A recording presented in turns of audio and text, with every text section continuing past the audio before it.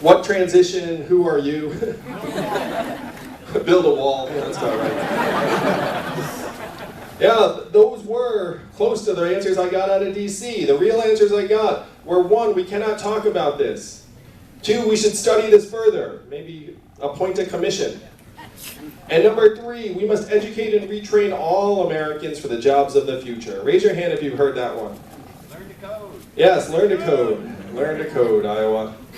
But I looked at the studies. Do you all want to guess how effective the government-funded retraining programs were for the manufacturing workers who lost their jobs in the Midwest? 0%.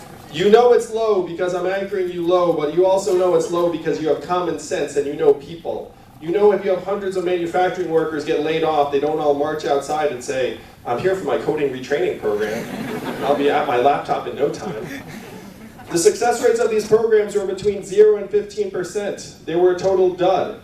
The reality is that almost half of the manufacturing workers in the Midwest who lost their jobs left the workforce and did not work again.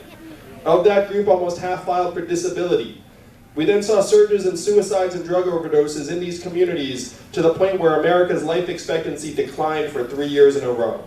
First time in 100 years that's happened, Iowa. Last time was the Spanish flu of 1918, a global pandemic that killed millions. You have to go back 100 years to find another point in American history where life expectancy declined like this, because life expectancy almost never goes down in a developed country.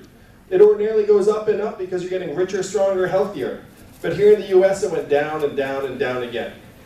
When I said this to the folks in DC, they had nothing for me. But one said something that sent me here to you all tonight.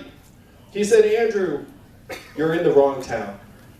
No one here in DC will do anything about this, because fundamentally Washington, DC is a town of followers, not leaders. And the only way we would do something about it is if you were to create a wave in other parts of the country and bring that wave crashing down on our heads. And I said, challenge accepted. I'll be back with a wave.